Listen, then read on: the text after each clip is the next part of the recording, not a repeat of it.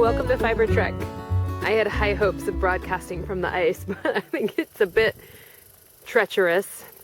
We've had a lot of rain and refreezing and rain and refreezing. I'm just going to show you this shoreline pic. I reference this later in my chatting. So this is, you can see how the ice is humped up. I'm broadcasting live from T3 Indian Purchase, Maine, which is in the United States, on the border of Canada on the East Coast. But there's some nice cracking going on right here. Anyway, I was out earlier and I didn't get the recording done that I thought I had. And, oh, I hear it. Can you hear the ice? And it was just cracking and grumbling and rumbling. And I figured, I think I'll pass. So I did. I ended up inside. But anyway, I thought I would share that with you. Now we're going to go to the real introduction. This is episode 49. You saw my initial intro and my initial hopes of broadcasting on the rocks. I had been chatting with Emily of Fibertown, and she was like, podcast on the rocks. And I was like, that is the perfect title. It's going to be so great. And then I went out there, and as I said in the beginning, we had a lot of rain. And so we had about 2 inches of rain and thunderstorms, and things melted and refroze. And sometimes that builds pockets, and nobody's home. So I figured, and it's literally, I would be just on the shelf ice, which is like where the ice meets the edge of the coastline, I guess you could say. And it's not the coastline, it's the edge. What do we call it? The shoreline. That's what it is, the shoreline. So and sometimes that just gets a bit wonky because of the way the water moves and floats and bubbles up. And so all that to say is I'm broadcasting inside, even though it's absolutely stunning outside.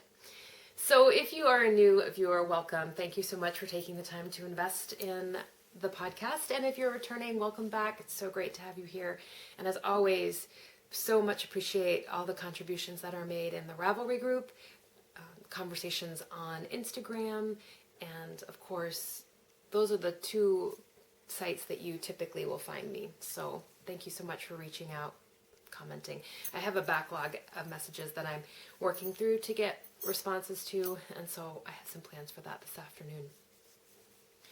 I have a huge pile of stuffs here, and I don't know where I put my notes, which is probably under, aha, there.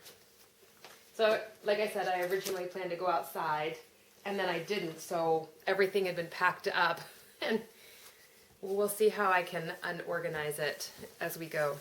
I'm just trying to look and see. It's going to, where's my arm? There it is. Okay. It's going to chime noon here in a minute. And I think I'm just going to let that do its thing, and we will then work. We'll break, we'll chime, and then we'll move forward. So, welcomes and introductions, check.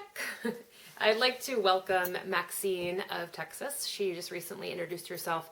I think it's a really great thread to have introductions, and as I have pointed out before, it's a really nice opportunity to look at the array of skill sets and interests in the group and find ways to connect with other people doing great things and have wisdom to offer.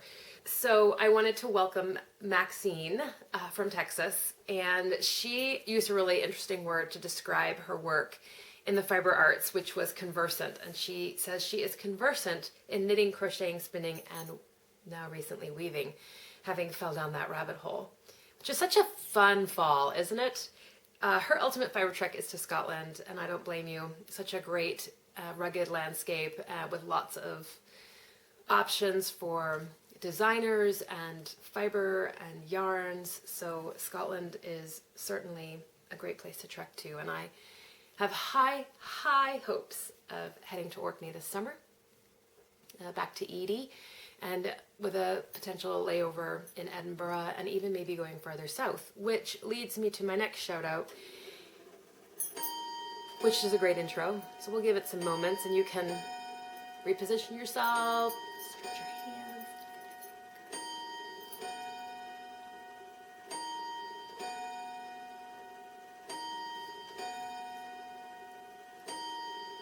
Here.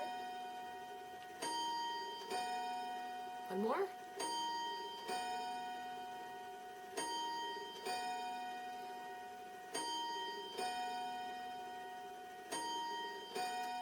Ah, it is noon. My mom made that clock for me. So with that, the tolling of 12 bells, I wanted to give a shout out to dear friends Joe and Janet, who I met Joe on a project that I did when I traveled to Churchill, Manitoba, which is up on Hudson Bay. And Joe is a farmer in his past, and he's also an exceptional traveler. And his wife is Janet, and we've since kept in touch, and that was probably, must have been 10 years ago. And they recently emailed me the holiday times, and actually I owe them an email of to check in.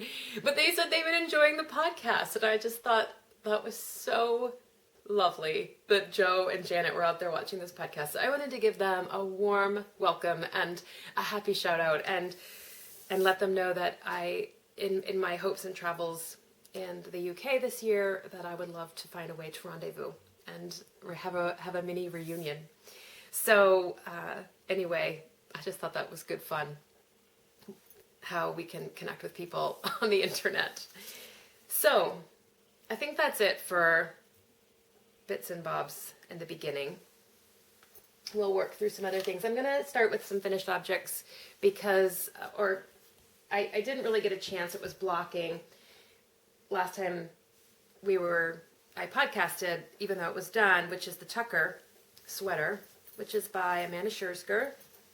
And I've been wearing it nonstop. I'm having a hard time deciding which sweaters to wear now because I was a big fan of baby cables and big ones too. And I was wearing Stroker, which I knit out of Nash Island. And now I have Tucker. And what I like about Tucker is its density. It's a very heavy sweater and it's very warm. So I don't typically need to wear a jacket over it. I can sometimes just get away with a nice broad shawl wrapped around the upper body and this on the lower body with a layer underneath. So here's Tucker all finished. This is a Lincoln fleece, a Maine Lincoln fleece that was milled in Michigan with a little element of mohair thrown in. It has some really nice waist shaping, and you can see the cables on there. Quite stunning. I love the horizontal work, and I love the gentleness of those cables, the way they round here, like waves. Just very, like undulating. So, yeah, I have thoroughly been enjoying this, and I originally, when I put it on without blocking, it had a bit of tension about it, and once I blocked it, I didn't block it hard, I gave it a bath and I laid it out and I just gave it a little tweak here and a tweak there, mostly up and around the cables. I did try to keep the cables plump, so when I would plump up the cable area, but I wanted to create a little bit more drape here in the increases and decreases. So yeah, this sweater has these nice big garter stitch cuffs and edging on bottom.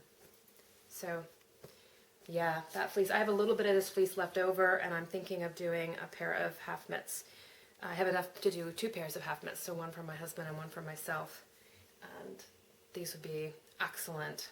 They'd be warm, and they'd also have that tensile strength from the Lincoln fleece. So Lincoln is a long wool, which should come as no surprise that I'm working with the long wools. It tends to be my thing. That's really it for finished items that I within the knitting realm. So I'm going to go right into my works in progress, things that I've included a couple things because I've cast it on and then I've ripped it out and cast it on, and so it's not technically cast on, but I threw it in here anyway for conversational. opportunities. So the first thing I'm working on is the Skara Bray sweater by Stephanie van der Linden. This is a really interesting sweater and construction wise. I'm knitting this out of Peace Fleece in the natural. It's considered an Aran, but with my knitting gauge, it's probably just a little bit heavier worsted. So I'm knitting, I think her sizes are a bit odd. It's like 34, 36, 39, and then 45, which is a pretty big jump. So I have decided to knit, right now I'm knitting for the 45 because my gauge is a bit tight and we'll see what happens. And I think there's room for maneuverability within the pattern, and you'll see why when I show you how this is constructed.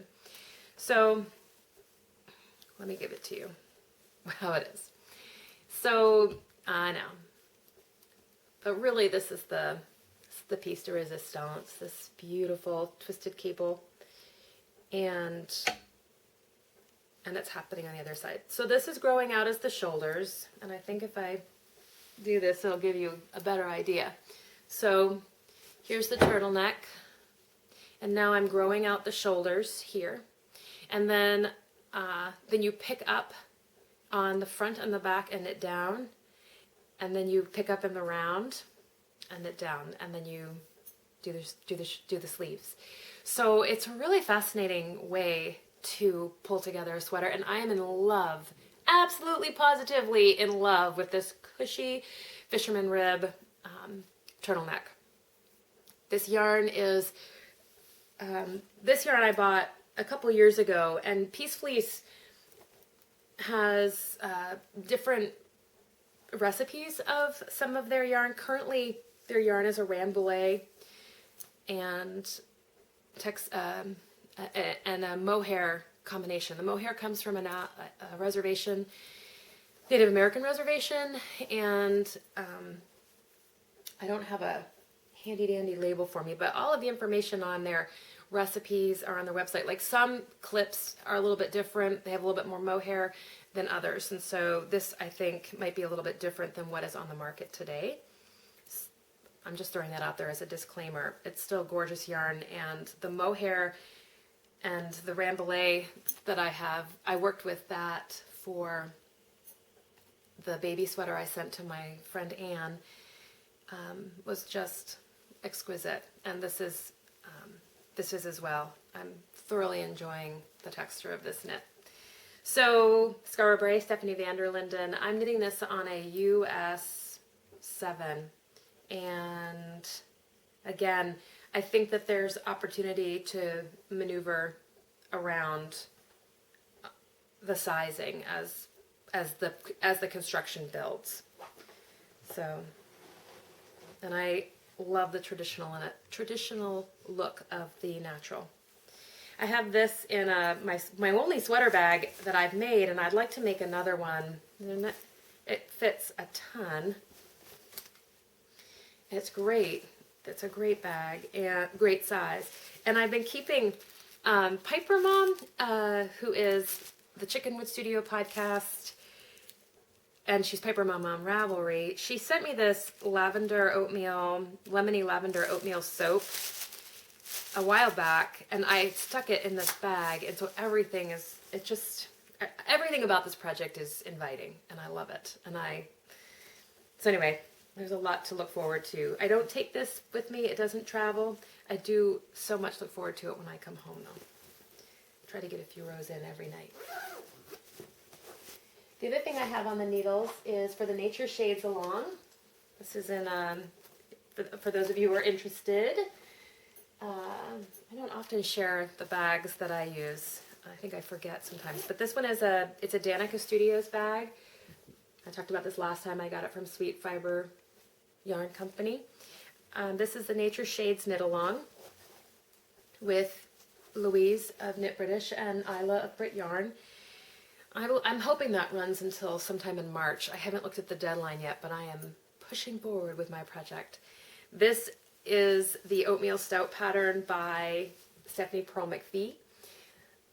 This is my hand-spun Shetland from Contented Butterfly and kind of a gradient.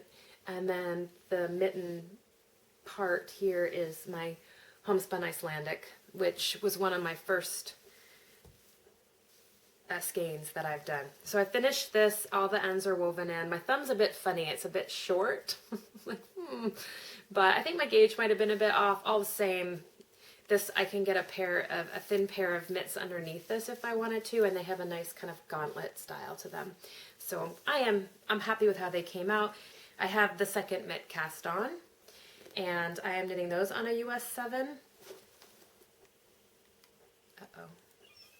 I'm knitting those on a US 7. And yeah, so here's hoping I can get that entered for the deadline.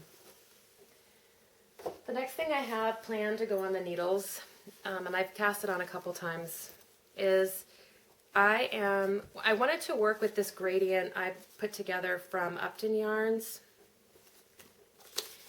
of blues and browns. So this is a series of indigo dyes and some even indigo madder.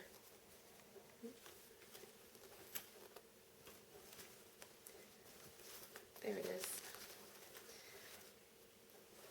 So I have these 3 indigo, I think, like I said, one is an indigo madder combination. And then I have these 3 brown. These are walnut, and this is a natural, they're all Roundy Cotswold blends, 3-ply. So walnut, madder, and indigo. I think that's all that's represented there. I have the tags. Oh, logwood and tannin is the dark gray. So this is a logwood tannin base, and that's a dark gray. So the goal is to go literally from the lightest blue to the dark blue to the gray, and then, or kind of gray brown to the dark brown, and then to this gorgeous, gorgeous copper, which is where I originally started. This was the color I wanted, but I loved the way all these things went together. It's very rare for me to work with multiple gradient colors, but these were just so fun, and her display was so enticing that I was like, I have to have that. I also have this 3-ply Cheviot, which is Bare Naked Knit Spot. It's a sock yarn that they produced, and I'm going to use this as the main color and the others as complementary colors, and I'm going to knit a Stephen West Daybreak. And that is a shawl that starts out with the main color and then moves into a striped section. It's a crescent shawl, striped section with drop stitches of the main color over stripes. And I'm going to do those stripes in that gradient of blues to dark brown to the copper with this white as the main color. So yeah, so the gradient blues, kind of sky blue, and then moving down. And some of these really remind me of the blue and white china, the blue and white tiles from Europe. And then that copper color, like I said, I just couldn't resist that. I had to have it. So I'm planning to get that on the needles as travel knitting. And that is in my Highlands on the Fly bag from Bling Your String. Oh, I forgot one of my finished items, which you will be familiar, but I finally got the buttons on. So I have been sitting on this finishing work of Cockatoo Bray forever. Cockatoo Bray is a yoke sweater by Kate Davies, and it is knit in the round and steeked with a kind of star and pinecone yoke. I did this out of Nash Island Tide, and the main color is a dark brown and then varying jewel tones of blues, fuchsia, yellow, green. I got the buttons on. Yay! And I have sewed the button bands together because I won't wear it as a cardigan. I think when I steeked this and I put it on, I had a moment of where I was like, oh, I just didn't like the way it looked when it was open, and so I realized that perhaps I am not a cardigan wearer. I just really like pullovers. I think they just, for me and the way that my shoulders are, and the way my waist is, I just think it looks smarter on me to have everything pulled up together, and when it's undone, things tend to just, I don't know, they just kind of make me look a little frumpy, and I think that has to do with just the proportion of my shoulders to my hips, and so sometimes I'm a little bit like, ooh. But when I sewed this all together, it looks great, and I'm really happy with the way the yoke sits on my neckline. So the buttons are nothing to write home about. I got them at Joann's, but I like the look, kind of homespun, folky. So I can add that sweater to the wearable collection. Right, I don't want this to fall on the floor because of the dog hair. All right, let me grab my notes so I can see what I need to talk about next, because that's really oh my gosh, that was Coey. Hold on. Can you move your foot, sweet beat? I'll do that. Sorry. It's a dog quake. You know, there was something I wanted to talk about because I've been using a lot of yarns from some of my wool heroes and heroines. I have in this state. I talked about Janny Estelle of Starcraft last week, and of course Tide Nash Island DK is the yarn that she's producing with that clip. The the Lincoln and Mohair blend comes from Maine Yarn and Fiber Supply, and I'll be featuring Jody very soon on the Wool Heroes and Heroines segment. And I wanted to just take a quick opportunity because I've had some questions about those yarns, and that if you're looking for Maine yarns and a Maine fiber experience, she really is a go-to person. She's curating fleeces from a number of producers in the state, including Michelle of Bybrook Farm, Elaine Cloutier, Pam Childs of Hodgetown, trying to think of some other, she's got some Icelandic producers she's working with. She has some of my fleeces, and I'm going up next weekend to Michelle's of Bybrook with Jody. We're going to do shearing together, and I'm going to bring the video camera, and we're going to do some, give you some insight into the Maine fiber community. But I wanted to just highlight this gorgeous yarn, which I am wanting to put into my stash because again, I've had some questions on how about this. This is Hatchtown Coopworth. I don't know if it's going to get blown out here, but it's a beautiful champagne color.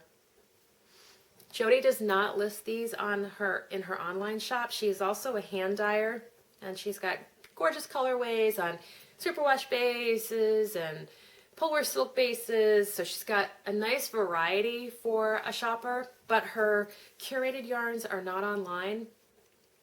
But you can call her, and she will happily send you a picture of what's in stock, which typically she does do some dyeing, but typically it's in these natural shades, and then you can get more intel from Jody about what's available. But if you're looking to work with specific Maine fibers reflective of kind of the Maine landscape and Maine community, she'd be a really great place to start.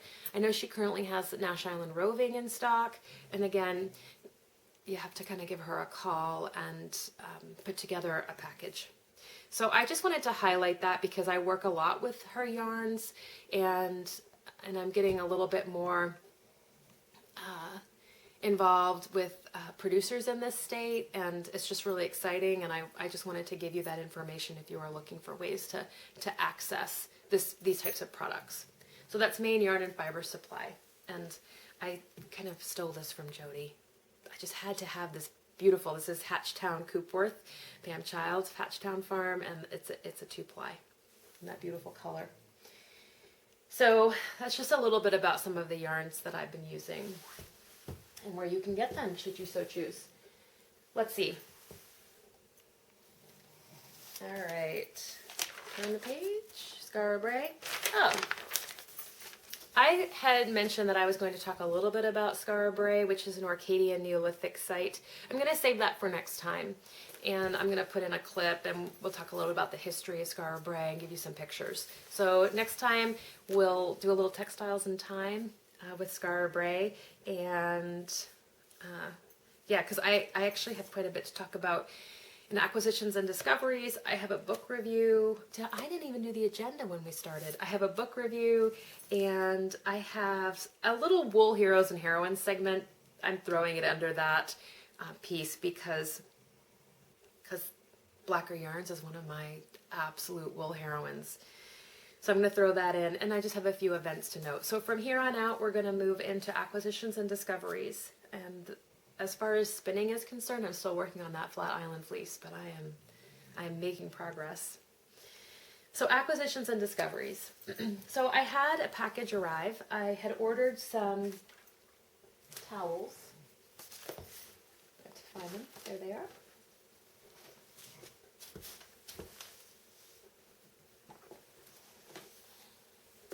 I had ordered some tea towels from Teasel, which is a shop. She's in the West Coast.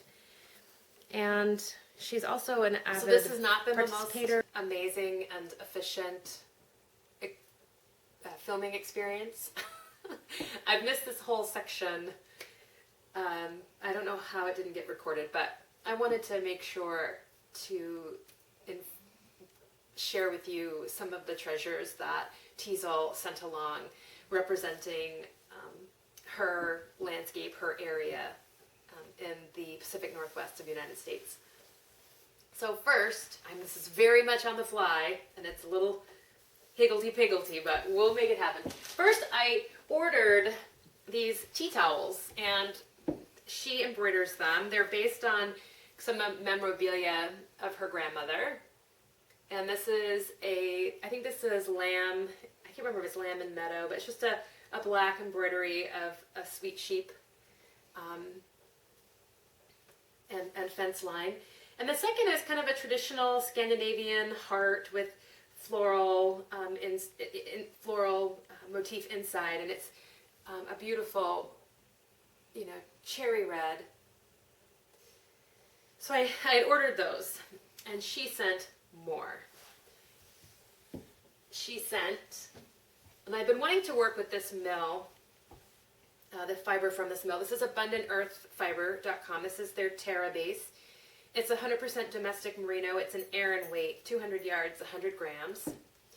And I'm not sure if that's focusing as well as I would like, but it's a nice heavyweight, beautiful white 2-ply yarn. I think it's 2-ply. Let me see. And they have been, oh, maybe it's 3-ply. Nope, it's 3-ply. Beautiful 3-ply. It's nice and round.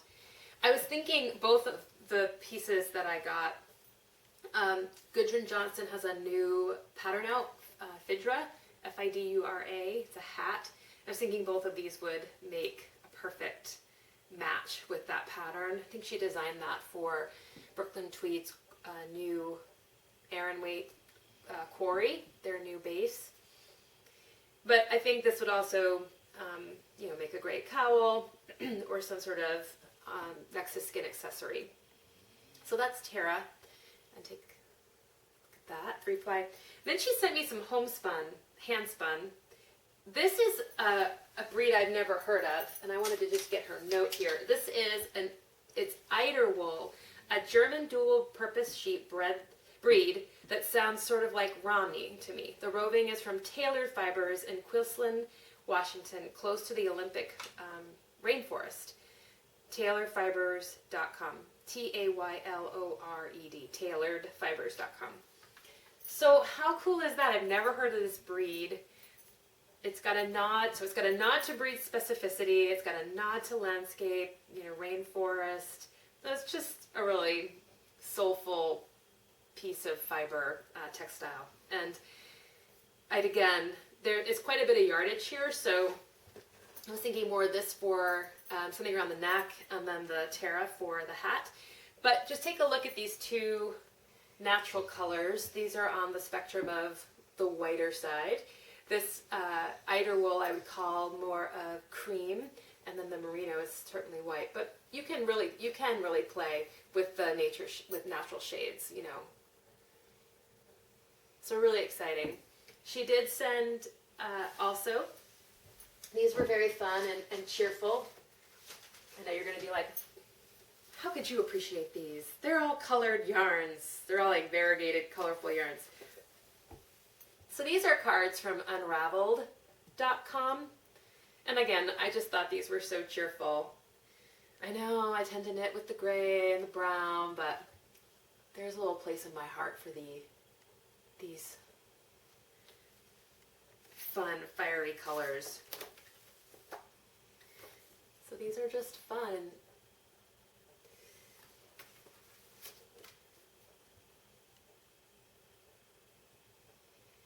And again, everything in the package was from her neck of the woods.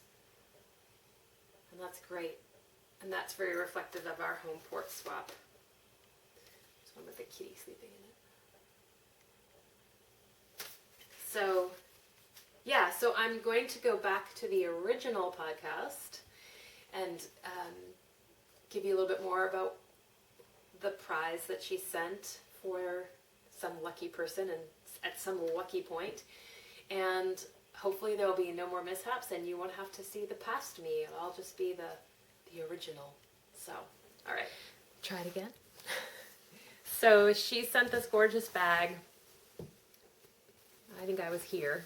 The name, and it feels like almost a muslin on the inside. It just has a really nice texture to it, cotton on the inside, and it's boxed at the bottom. So, yeah. So I'm going to tuck that away. It seems to have gathered a little bit of dog hair, but I will glean that before I send it out. I think it was hanging out with the fiber too, so it picked up some of the fiber. So anyway, that will be for you lovely folks. So it'll either go to the Peace Fleece and knit along, or it will go to some other fun giveaway, maybe when we hit 600 members or some such novel moment in Fiber Trek history. So that is that. And I hope I'm not forgetting anything. It's 12:30. Oh, she sent me some tea and a few of her cards. So, yeah, it was a really lovely package. The only last thing I wanted to show and mention is that she sent me her, if somebody wants to get a hold of me, she sent me their local magazine. So this is Seattle Met. We have Bangor Metro, we have Maine Magazine, Down East, that type of thing. So, so this is great, and it highlights different art and food, and she outlined some items in here. So I've left this out on my counter, and I'm really looking forward to possibly getting out there this summer as well, to see the baby.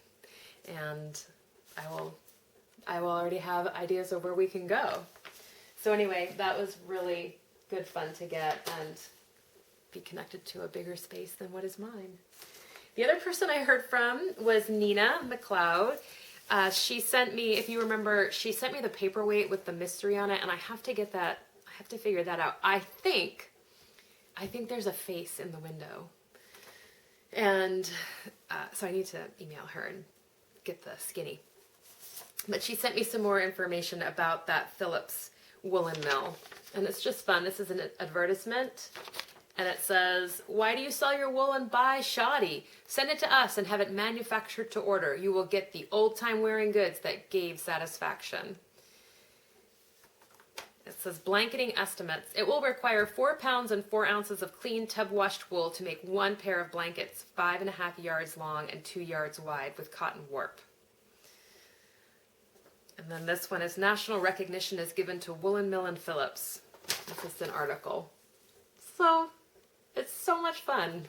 For those of you who don't remember, Nina has relation to this particular woolen mill and its owner. And she had sent me a paperweight with an old-time photo and said there was a mystery in it. So we have to figure that out. So that arrived in the mail. And the other thing that arrived in the mail, See if I can make some room and not have things fall on the floor. I'm petrified of things falling on our floor. We have a tile floor for a lot of reasons, and it does definitely collect the dog hair, and like most things. And my Anatolian, I think I can pluck it right off of him. Here. My Anatolian is just blowing his coat. He's always been a hairy guy. But like literally, I can just, I'm adding to the chaos here. I can just pluck that out of him. And it doesn't matter where he lays, how much I brush him. He just blows that down undercoat. And it's like, it doesn't matter if I vacuum or not. So you can understand the absolute floor fear with dropping fiber on the floor.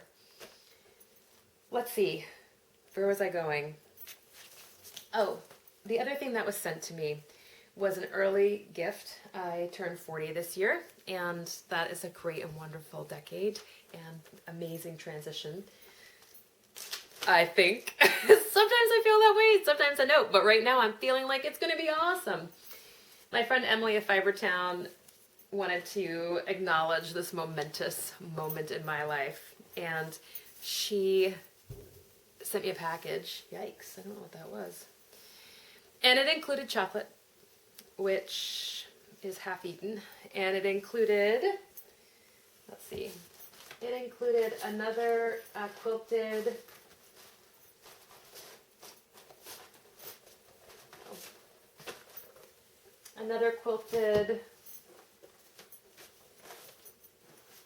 mat. Here it is. And these are great. I just have them out on my coffee table. They look great. They're decorative. And then you have a coaster. So I got that. I got some chocolate. I got some tea. And I got this, which is pretty stunning. Yeah, it's a hand knit, hand spun sweater. This is Autumn's End by Alana Dakos, and this is hand spun Finn from Meduseld Farm.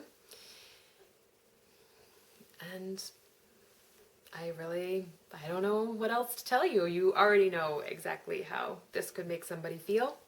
I think as a knitter and a spinner and a maker myself, to have somebody make something for you is a big deal. And I was astounded and stunned and pleasantly, delightfully, deliciously, sumptuously shocked when I opened this.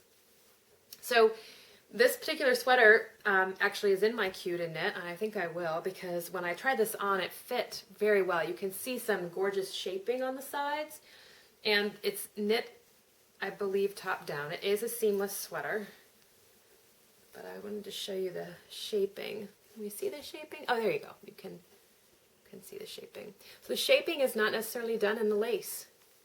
So you get this great hourglass figure.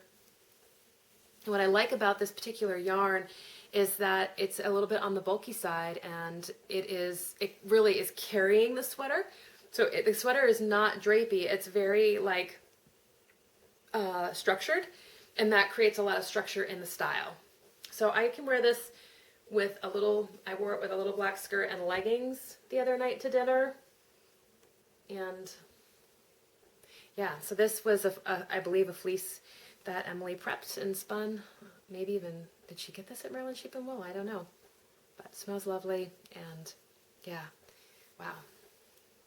Such a treasure again. So lots of treasures this time around. So 40's looking pretty good, huh? The other thing I forgot to mention that Nina sent me is that her library was getting ready for a book sale, and she found this. It's hysterical. This is Shackleton's Way, Leadership Lessons from the Great Antarctic Explorer. And literally, that's what it is. It's for people, and Shackleton believed in the importance of creature comforts and maintaining morale, and let each man put his personal stamp on his surroundings, getting the best from each individual. And there's quotes in here about him. He led, he did not drive. G. Vibert Douglas, geologist. So I haven't had a chance to go all the way through it. Frank Worsley, captain of the Endurance. Any and every duty is undertaken cheerfully and willingly, and no complaint or whining is ever heard, no matter what hardships or inconvenience may be encountered. The principal credit of this is due to the tact and leadership of the head of the expedition, and the cheery happiness and bonhomie of Wild. They both command respect, confidence, and affection. So that chapter is creating a spirit of camaraderie. Anyway, so good fun, huh? The other discovery I made was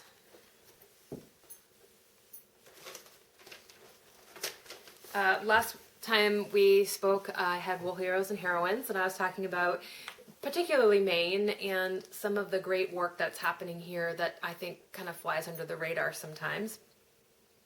And in this edition, in this edition of, I thought he was going to snore there for a minute, of Interweave Knits, which is spring 2016, is the Nash Island Shawl by Lisa Jacobs, which features Nash Island. It features her yarn Nash Island Fog, which is the lamb's wool and Angora. And there's the shawl. Janny does have her site up and running. You can buy Nash Island right online. So that was great to see that featured in their farm, their farm issue. They have Catskill Merino in here and some other small producers. But yeah. So well done, Janny. It's great to see you featured and your work featured here. The other discovery I made has to do with Blacker, and I'm going to kind of do a mini Wool Heroes and Heroines because, man, I do love Blacker yarn, and I wanted to talk a little bit about their upcoming yarn. I haven't had my hands on it. I know that Knit British has done a review. I believe Mandarines has done a review on her blog. Helen Stewart is talking about it. They've all been able to work with it, swatch with it, see those colors in person, and I haven't been able to do that. But I wanted to give you the information about what's happening. So Tamar is the yarn. It's being released on March 3rd. And I wanted to give you some information. So it is a luster blend yarn. This is right from the Blacker website, with a fluid sheen reminiscent of flowing water and the river, which gives this blend its name. It's worsted spun, and that makes sense because we're working with long wool. So long fibers all going into the twist parallel together. Going to give you drape and shine. It is made from Wensleydale, Teeswater, Cotswold, and Black Leicester long wool, which are among the most distinctive British breeds. Tall and elegant with long lustrous ringlets of wavy fleece, their fiber is smooth and sleek with a distinctive silken sheen. I have some samples. I'm spinning a Leicester long wool fleece. It's an American fleece. But just to give you an idea of what we're talking about here, this is what we're talking about. You can see that ringlet type structure to it. If we look at it, it's wavy, it's not crimpy. All right, and you can probably see that shine. So gorgeous, gorgeous, gorgeous fleece. I love long wool. So pure Leicester blend yarns may be rather lean and lack give because of the tensile strength and the length. So we've added 30% Cornish mule to Tamar, helping the yarn retain that characteristic woolly bounce. Mules are a crossbred sheep and can be found on most British farms. For Tamar, we've hand-selected only the finest local Cornish lamb's fleece. The baby soft Cornish mule creates a fine cloud of delicate fiber which perfectly complements the long staple of the Leicester breeds, creating a yarn which is durable yet velvet soft. Due to the long fiber length, this yarn will get softer and softer with every wash. They have a DK weight and a 4-ply, which kind of translates to fingering. The 4-ply is 100 grams, 350 meters, 380 yards.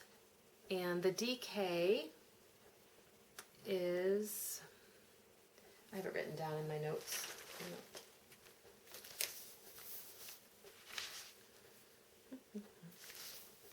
The DK is 100 grams, 230 meters, 230 yards. And again, they're both worsted prepared. And did I get everything?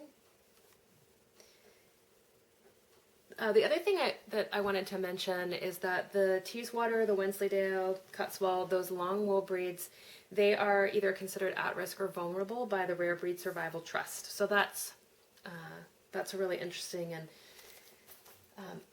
an element of that yarn. And again, the focus on place. Blacker does a really nice job highlighting that, letting you know where those Cornish mule fleeces came from, etc. Some of their yarn ranges are even farm specific, and so yeah, I have lots of lovely things to say about Blacker, but I did want to highlight that new yarn that's coming out for them. And part of the reason I wanted to do that is because they released a collection for this yarn, and it's free on Ravelry, and there were a number that I wanted to knit.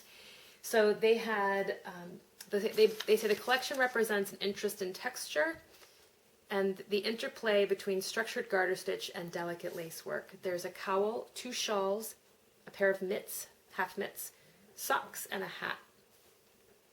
And I can show you those.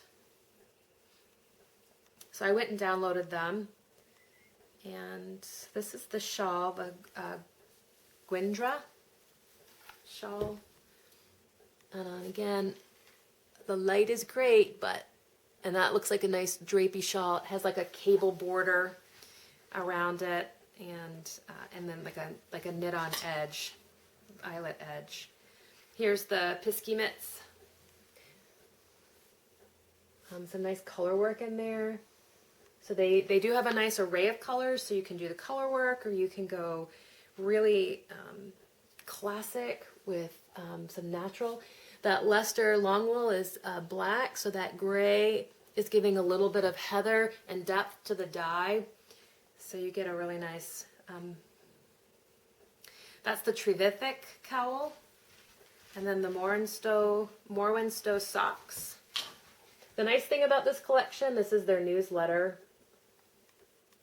Oops. This is the newsletter, is that they also give ideas for other yarns that you could work with for these patterns. This is the Pisky hat. And this is one of the ones I want to knit. And then the Trefusis shawl, which again is kind of a garter stitch shawl has a ridge and almost like quicker ridges. So garter stitch ridges interdispersed with, I know what I want to say. What do I want to say? With stockinette. So anyway, those are available on Ravelry as free downloads. So go check them out. Get excited for Tamar. If you've never worked with long wool, then here's a great opportunity to do that. And like she highlights, there is a bit of that Cornish mule thrown in, so it's going to be able to work in a variety and diversity of projects. I'm spinning my Leicester long wool completely worsted. I'm combing it. I'm combing these locks. So I'm making sure all of the fibers are completely aligned in my preparation, and then I'm spinning it worsted from the cut end to the tip. So everything is going into the twist, all aligned and smooth, and I'm going to knit a beautiful, hopefully beautiful, lace shawl with it. And I want that drape and I want that sheen, and that's why I'm preparing this fleece that way. So there's a lot of great qualities that go along with long wool, and that's, you know, when you're working with it, highlighting drape, luster, and strength, that's the way to go. So now for the Shackleton updates. I am getting ready to go to Janny's. I hope. I got snowed out last time, or perceived that I got snowed out. I was headed over there, and half an hour in, and I turned around because they were predicting 16 inches of snow and winds and drifts, and I had to be home by Sunday and blah, blah, blah. so I didn't get to go, and we're redoing the date. So that Shackleton base will be hopefully produced in March. But I did want to highlight there's a lot of work happening in the Shackleton thread, and that includes fleece processing. Woolly Eyes is processing a Nash Island fleece. She's got some great pictures of that. Catherine Louise, hopefully barring any tendonitis in her elbow from spinning like a maniac, right?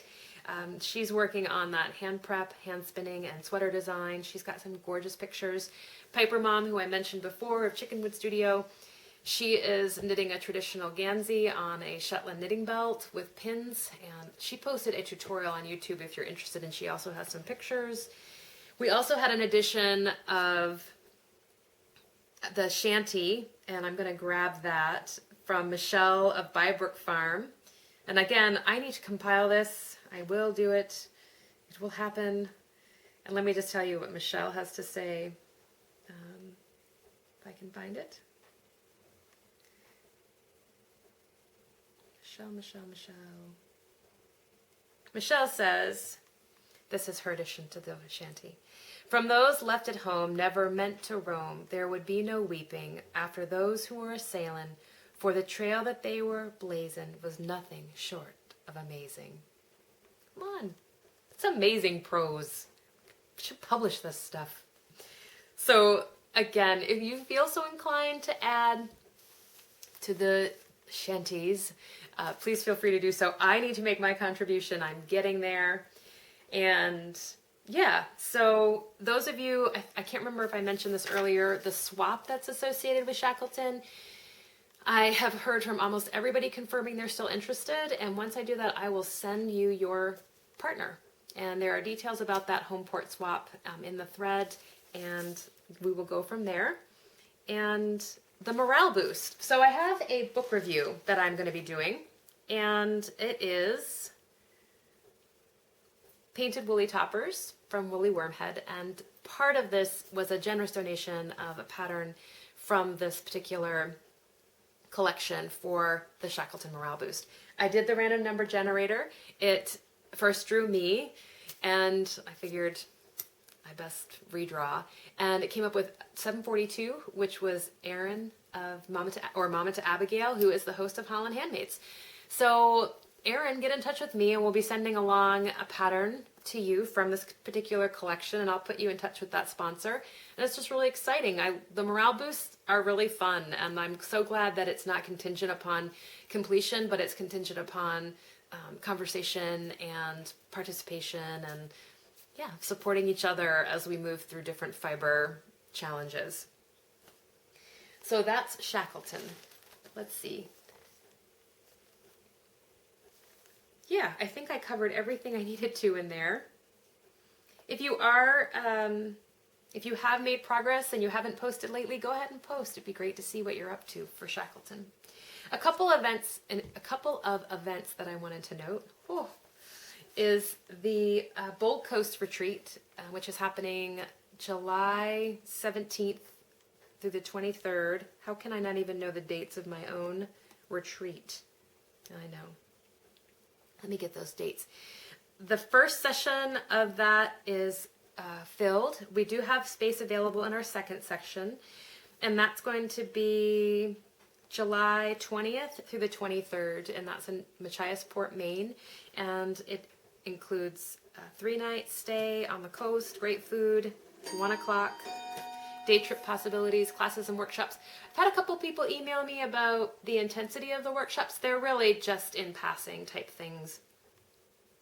And I don't mean to make light of them, but anybody should be able to participate. Hey, anybody should be able to participate, and it's not really about intense technique building, but really just more about coming together around craft and doing something new together.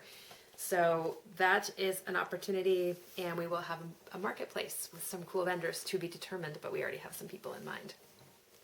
The other is Highlands on the Fly. Will be happening October 20th to the 23rd, and that is in outside of Millinocket, Maine, on Millinocket Lake, with beautiful views of Katahdin, and I co-host that with Heather of Highland Handmaids and Katie of Knitting on the Fly. And that is 3 nights and includes all food, has a great vendor marketplace. Our vendors this year include, but aren't limited to, On the Round, Port Fiber, Upton Yarns, Starcraft Fiber Mill, Maine Yarn and Fiber Supply, Bybrook Farm, Highland Handmaids. I don't think I'm forgetting anybody. And the classes for that are going to be diverse. I've got some people working on an ornament class. I might be offering a Sami bracelet class. So there'll be things that are diverse. It's not just going to be on knitting techniques and spinning techniques. And we do welcome knitters and spinners. There is an array of people who come and bring those types of crafts. The other one I wanted to mention was the Claire of New Hampshire Knits pointed out to me. Let me grab that email for you. This is going to require some amazing fiber trekking, and it is a fiber festival in Inverness, Scotland, and it is happening. I'm sorry for the delay. My time has somehow just gotten away from me. Here it is. The Inverness Loch Ness International Knitting Festivals. So let me grab the media release here and just give you some information. This is Inverness, Scotland. This was released February 10th, 2016. Some of the world's biggest names in knitting will be showcased at the inaugural Inverness Loch Ness International Knitting Festival this autumn, including Alice Starmore and Danish knitwear designer Crystal Seafarth are among the presenters at the 4-day festival from the 29th of September. It kicks off with a gala dinner Thursday evening, followed by 3 days packed with workshops, fashion shows, lectures, and trade displays. It is anticipated that the festival will attract an additional 3,000 visitors to the Inverness Loch Ness area. There will also be concert showcasing Highland music and dance, and specially chartered knit cruises on Loch Ness. It will feature lectures highlighting historical and cultural perspectives. Artisans and craftspeople are invited to take a stand at the festival, which is based around Eden Court, but with lectures and workshops also taking place at the nearby Botanical Garden and Culloden Battlefield. How cool is that? Let's see. So yeah, so that is some exciting news that if you're interested in scooting over to Scotland in the fall, you could certainly take advantage of that. And I believe Emily mentioned that if you flew over for that, and you could finish that up, and then you could fly on to Shetland for Shetland Wool Week. So that is the Inverness Loch Ness International Knitting Festival, and I unfortunately won't be able to make it this year, but between that, Edinburgh Yarn Festival, and Shetland Wool Week, there's definitely a number of reasons to be traveling across the pond. So that's exciting news. Thank you, Claire, for sharing that with us. All right. So, and on to last but not least. Oops, I don't want to do that. All right, now on to the book review. Then we're going to say farewell because it's been a long one. This is a collection of hats. There are 10. And it is by Woolly Wormhat, painted woolly toppers, as I highlighted in the Morale Boost giveaway. It is especially designed for hand-dyed and variegated yarns, and so you may be wondering why I would be talking about this at all. And while I definitely have a rather classic traditional knitting side, I can certainly appreciate the whimsy and playfulness of these designs and the yarns that are highlighted in them. I probably would, however, have a different spin on them, and we can talk a little bit about that. But again, just like the last collection I reviewed by Katja Frankel, accessories are a great way to explore just different types of yarns and opportunities within breed-specific yarns. So they're small and lend themselves to swatching and exploration of particular yarn brands. So what does Woolly Worm have had to say about this particular collection? There were 2 main ideas behind the book. Firstly, to create designs for those oh so beautiful yet tricky to knit with hand-dyed skeins that we all get seduced by. And secondly, to support indie dyers. Indie dyers offer such vibrancy and uniqueness, and I really wanted to let their yarns take center stage and put together a collection where their yarns are at the core. Each of the hats has an element of garter stitch, a great complementary stitch to those variegated yarns, and a strong structure to support the designs. Garter stitch and hand-dyed yarns really are good bedfellows, and once I decided on this as a theme, the design ideas didn't stop flowing. Technique, as always with my patterns, is a key feature which allows knitters to stretch their skills and provides resources for tutors and yarn shops. All relevant techniques are included, and where appropriate, patterns are provided in charted as well as written formats. Schematics are also provided for unusual construction techniques. And like all other woolly wormhead patterns, each design includes a range of sizes. Those were a couple things that I noted. But let's just take a look here at some of the designs. So very quickly, I'll talk a little bit about the collection. I never feel like I'm in a position to talk about aesthetic. This is nice, this isn't, this is pretty, this is not my style. It's not really why I'm here. It's just really more about offering up opportunity for you, so you can have an opportunity to do some further exploration. So what I liked about the collection is, I have my notes, a couple highlights is she has all of her techniques listed right in the front. So cast on instructions, there's 3 different cast ons, instructions for all the techniques such as, I had it written down. Anyway, all of that is consolidated in one place. Short rows was one of them. Knitting in the round was another. So all of that's consolidated right in the beginning of the book.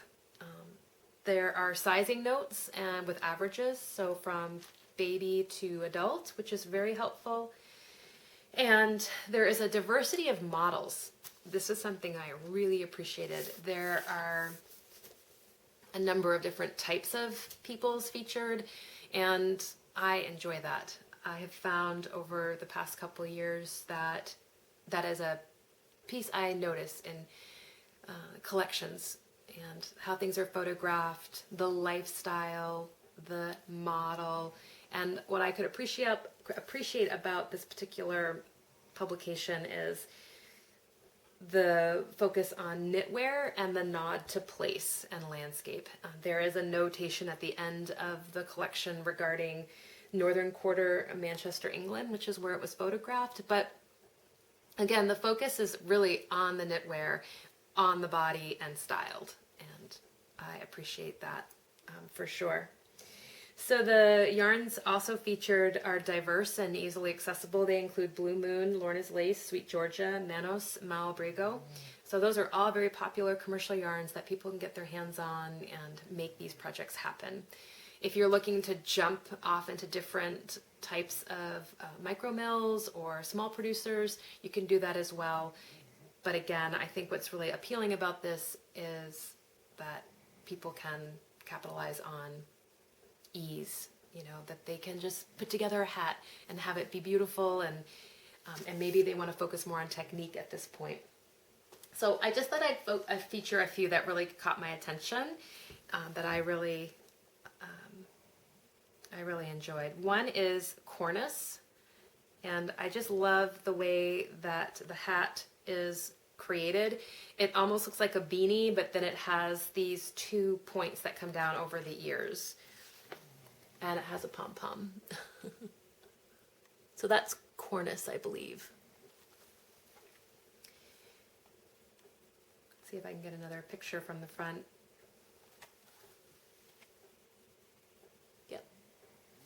The other one that I really enjoyed, cornice would be really fun to do out of a gradient set of yarns, and like a Shetlandy kind of nod, is Jetty. This is almost like a tam or a beret, and it's kind of got a wave stitch on it. And they do look very pretty in these variegated yarns. They don't look over the top garish or blazingly out of place, but they add a nice pop to these different styled outfits. So you can kind of see the wave style there. So that was Jetty, and then the other one that I really liked was Dansette. Let's see if I can find Dansette for you. Is this it? Yeah, I love this construction. I just love the different, the movement within the hat. It's a beanie style hat done in garter stitch. And I think that the movement is very interesting. As in all the hats, they do just have a lot of texture and structural value, and they offer a lot of interest to the eye. So even if you weren't using variegated yarns, I think that the texture on the hat would stand for itself. So there's a variety of, again, just different types of hats with different types of structure. Here's another one that kind of caught my eye, which is Lemitra. And this is a kind of a slouchy hat, has a little bit of a tam beret look to it with eyelet lace and garter stitch. Well, it's not really lace, they're just little eyelets. So I really enjoyed this collection. I've been a fan of Woolly Wormhead just because I feel like she allows me as a knitter to jump out of my comfort zone, out of my boundaries a little bit without having it to be a full-on garment. Sometimes I'm inspired by Stephen West and the garments he puts together, and I've seen what other people are able to do with them, and it doesn't always resonate with me initially when I see that. But Woolly Wormhead, that I'm like, oh yeah, that's really fun. I know I used the word before, whimsy and playful, and that's appealing to me. Anyway, this is a collection I really enjoyed, and I would highly recommend checking this out. I think that it has a number of appealing designs in it, so it is worth taking a look and purchasing the whole piece. It does come as an ebook. It's £10 or $14 American, and that's listed on Ravelry, and these are accessible on Ravelry, and I believe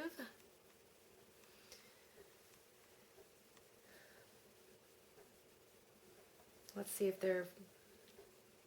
they are for sale individually, so you can buy it as a collection.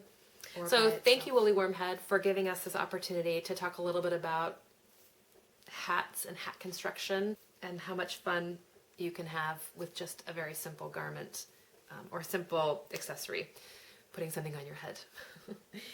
I think that's going to do it for this week. I got a great email from iRock Knits, or Corey. She had a suggestion for a tagline, so we're going to give it a try.